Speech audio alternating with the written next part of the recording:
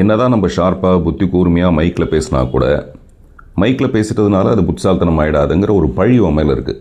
அதனால் நான் ஒருவேளை முட்டாள்தனமாக பேசினா கூட அதை புத்திசாலித்தனமாக டிரான்ஸ்லேட் பண்ணி கொடுக்க வேண்டியது உன்னுடைய பொறுப்பு. Okay, deal. ஹாய் ஃப்ரெண்ட்ஸ், நல்லா இருக்கீங்களா? தவறு என்பது தவறி செய்வது, தப்பு என்பது தெரிந்து செய்வது. தவறு செய்தவன் திருந்த பார்க்கணும், தப்பு செய்தவன் வருந்தி ஆகணும். அதே மாதிரி தான் நான் வருத்தம் தெரிவிக்கிறேன்னு சொல்கிறது ஒரு விதம், மன்னிப்பு கேட்குறேங்கிறது இன்னொரு விஷயம். ஒரு நிகழ்ச்சியில் ஒரு தவறு நடந்துட்டதாக நான் உணர்கிறேன். உண்மையிலேயே அது தவறி தான் நடந்தது. நான் மேடையில் மிஸ்டர் விஜயை பற்றியோ அஜித்தை பற்றியோ பேசிகிட்டே இருக்கும்போது திடீர்னு வேறு ஒரு ஃபோட்டோ வந்தது. அந்த ஃபோட்டோவை பார்த்த உடனே நான் என்ன பேசுகிறதுன்னு எனக்கு தெரியல. உண்மையிலே கொஞ்சம் திகைச்சு போயிட்டேன். அதான் உண்மை. குற்றம் சுமத்துற மாதிரி அவங்களுடைய ஃபோட்டோவை போட்டு நான் பேசணுன்னு ஆசைப்பட்டேங்கிறது 100% பொய். அப்படி நான் யாருக்கிட்டேயும் அடிமை இல்லை, யாருக்கிட்டேயும் காசு வாங்கிக்கிட்டு அப்படி ஒரு நிகழ்ச்சிக்கு போகவும் இல்லை, இப்போ இல்லை. என்னுடைய மரணம் வரைக்கும் நான் அதை செய்ய போகிறது இல்லை. காசு வாங்கிட்டு எந்த கட்சியிலும் போய் சேர போகிறது இல்லை. காசுக்காக நான் எந்த தவறையும் செய்ய போகிறது இல்லை. அப்படியே ஒருவேளை இந்த ஃபோட்டோவை போடுங்க நான் பேசுகிறேன் அப்படின்னு சொன்னால், ஒரு மகளிர் தினத்தன்னைக்கு நான் யாரெல்லாம் சொல்லணும்னா, ஒரு வேலு நாச்சியாரை பற்றி பேசலான்னு ஆசைப்படலாம், டயானா சார்ல்ஸை பற்றி பேசணுன்னு ஆசைப்படலாம். நான் எப்போவுமே பேசுகிற மதர் தெரசா அவர்களை பற்றி நான் மறுபடியும் ஒரு தடவை பேசுகிறேன்னு ஆசைப்படலாமே தவிர, இப்படி நான் ஆசைப்பட்டேன்னு சொல்கிறது சரியில்லை. ஓகே, அப்படி அந்த ஃபோட்டோ பார்த்த உடனே எனக்கு என்ன சொல்கிறதுன்னு தெரியாதப்போ பக்கத்துலேருந்து குந்தவைன்னு ஒரு பிரியங்கா சொல்லிகிட்டே இருந்தாங்க.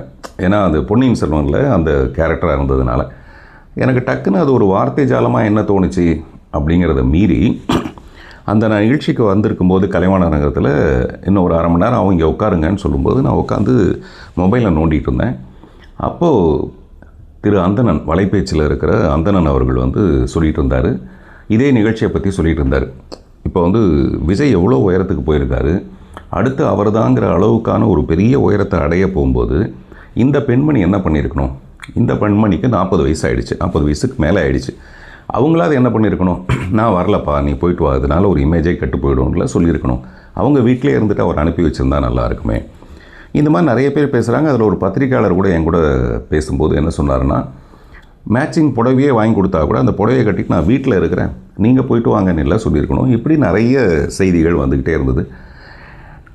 உண்மையான விஷயமே என்னென்னா, திரு விஜய் அவர்கள் கிட்டத்தட்ட ஒரு நிறைய விஷயங்களை கடந்து, அரசியலுங்கிறது சாதாரணமான விஷயம் இல்லை, நிறைய போராட்டங்களை சந்திக்க வேண்டியதாக இருக்கும். அதெல்லாம் சந்தித்து கடந்து வந்துட்டு இருக்கும்போது கரூர் பிரச்சனையில் கூட அவருக்கு ஏற்படாத ஒரு பெரிய, கரூர் பிரச்சனையில் விமர்சனங்கள் வந்ததே தவிர அவருக்கு இவ்வளோ பெரிய பாதிப்பு வராத அளவுக்கு இருந்தது. இவ்வளோ பாதிப்புக்கும் காரணமான ஒரு நிகழ்ச்சி, அந்த நிகழ்ச்சியில் இந்த பெண்மணி கலந்துக்காமல் இருந்திருக்கலாம் அப்படிங்கிறது என்னுடைய அடிமனசில் இருந்தது. பட் அதை நான் சொல்கிறதுக்காக அந்த மேடைக்கு போகல.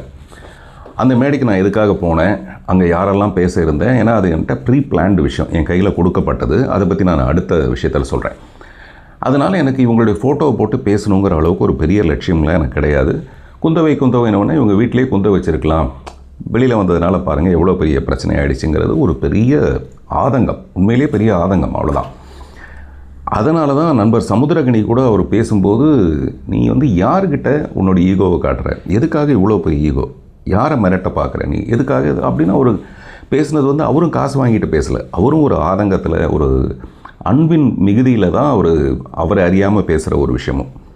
இதெல்லாம் நான் பார்த்துட்டு இருந்தது. அன்றைக்கி நான் போய் பேசிட்டு இறங்கி வந்ததுக்கப்புறம் நண்பர் பாண்டே அவர்கள் சொன்னார், அந்த குந்தவை விஷயத்தை மட்டும் நீங்கள் தவிர்த்துருக்கலான்ட்டு. நான் ஏன் சார் அப்படின்னு கேட்டேன்.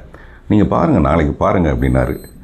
நான் உடனே இது எதுக்கு, நான் எப்போவுமே இந்த பிரச்சனைகளை விரும்பாதவன். அது எந்த பிரச்சனையாக இருந்தாலும் அதுக்கு உடனே ஒரு தீர்வு வந்துடணுன்ட்டு உடனே கலாட்டாவில் இருக்க அவங்க அருணா மேடமுக்கு ஃபோன் பண்ணி அவங்களுக்கு மெசேஜ் அனுப்பினேன். நைட்டு ரொம்ப நேரம் ஆகிடுச்சு, அப்போ நான் அவங்களை கூப்பிடக்கூடாதுங்கிறதுக்காக மெசேஜ் அனுப்பி, தயவுசெய்து அதை டெலீட் பண்ணிவிடுங்க, அது எதிர்விதமான விஷயத்தை எதுவும் ஏற்படுத்திட வேண்டாம்னு சொல்லிவிட்டு காலையில் பார்க்குறேன். காலையில் பார்த்தா வேறு ஏதோ ஒரு வீடியோ மூலமாக அது வெளியாக இருந்தது.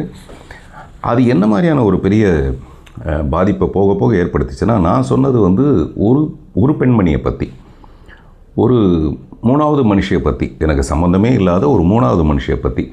இந்த பிரச்சனையில் மொத்தம் 3 பேர்னு எடுத்துக்கிட்டால், முதல்ல என்னுடைய அன்பு நண்பர் விஜய், அவருடைய வளர்ச்சியை பார்த்து நான் ரொம்ப சந்தோஷப்படுற ஒரு நண்பர். 2வது இடத்துல அவருடைய மனைவி இருப்பாங்க. இன்னமும் கோர்ட்டு தீர்மானிக்காத வரைக்கும் இப்போ வரைக்கும் அவங்க மனைவி தான், அந்த முக்கியமான ஸ்தானத்தில் தான் அவங்க இருக்காங்க. ஸோ இந்த 3வது மனுஷியை பற்றி நான் பேச வேண்டிய அவசியம் இல்லை. ஆனால் நான் சொன்னது 3வது மனுஷியை பற்றி. அவங்கள வீட்டில் இருந்திருக்கலாம். ஆனால் இது எல்லாமே பெண்களுக்கு எதிரான ஒரு விஷயம். பெண்கள் எல்லாமே வீட்டுக்குள்ளேயே இருங்க அப்படின்னு சொன்ன மாதிரி ஒரு கருத்து வந்து நிறைய பேர் அதை பதிவு செஞ்சதுக்கப்புறம் எனக்கு ஒரு கஷ்டம் வந்துருச்சு. அவர் பாண்டே சொன்ன மாதிரி இதை நம்ம தவிர்த்திருக்கலாம், தவறு நடந்துருச்சுன்றதுக்காக நான் உடனடியாக அதை வந்து ஒரு பேடில் எழுதி, இந்த எழுதுகிற பழக்கம் என்னென்னா, நம்ம பேசும்போது, இப்போ நான் பேசும்போது தவறி போய் ஏதாவது வார்த்தைகள் வந்துடலாம், அது வரக்கூடாதுங்கிறதுக்காக ப்ராப்பராக எழுதி அதை ரெக்கார்ட் பண்ணி வச்சுக்கிட்டு, ஒரு கோழி சேவலை வச்சுட்டு அந்த ஹாப்பி உமன்ஸ் டேக்கு ஒரு ஏஐ மூலமாக ஒரு வீடியோ செய்கிறதுக்காக முற்பட்டு மத்தியானமே இந்த ரெக்கார்டிங் எனக்கு முடிஞ்சு போச்சு, என்னுடைய வருத்தம் தெரிவிக்கிற ரெக்கார்டிங். ஆனால் அது ஏஐ முடிகிறதுக்கு ராத்திரி 8 மணியோ 9 மணி ஆகிடுச்சு. இதெல்லாம் நான் பதிவு பண்ணி போடும்போது பை த டைம் எனக்கு அந்த ட்வீட் ஒன்று வருது. அந்த ட்வீட்டில் வந்து ஆர்கனைசர்ஸ் வந்து சொன்னாங்க, எனக்கு இந்த மாதிரி இவரே விரும்பி அந்த ஃபோட்டோவை போட சொல்லி அப்படின்லாம் வந்தோடனே நான் வருத்தம் தெரிவித்தது ரொம்ப சின்சியராக மனப்பூர்வமாக தான் தெரிவித்தேனே தவிர, இப்படி ஒரு ட்வீட் வரப்போகுதுன்னு தெரிஞ்சு தான் நான் வருத்தமே தெரிவிச்சிருக்க மாட்டேன். அதை பார்த்ததுக்கப்புறம் எனக்கு மனசில் ஏற்பட்ட விஷயம், இன்றைக்கி நான் இப்படி ஒரு வீடியோவை பண்ணணுங்கிற ஒரு உத்வேகத்தை எனக்கு ஏற்படுத்தியிருக்கு. ஹாய் ஃப்ரெண்ட்ஸ், இது சற்றே நீண்ட பதிவு தான். காரணம், ஒரு 3வது மனுஷியோட ஒரு 3ஆம் தரமான ட்வீட், அது எனக்குள்ளே ஏற்படுத்தின ஒரு பாதிப்பு. என்னுடைய செயலுக்கு அவங்க கருத்தை தெரிவிக்கக்கூடாது, எதிர்ப்பு தெரிவிக்கக்கூடாதுன்னு நான் சொல்லலை. ஆனால் சமீப காலங்களில் அவங்கள பற்றி வந்த கொச்சையான, மிக அசிங்கமான நிறைய கருத்துக்கள் இங்கே இருக்குது, பொதுவெளியில் இருக்குது.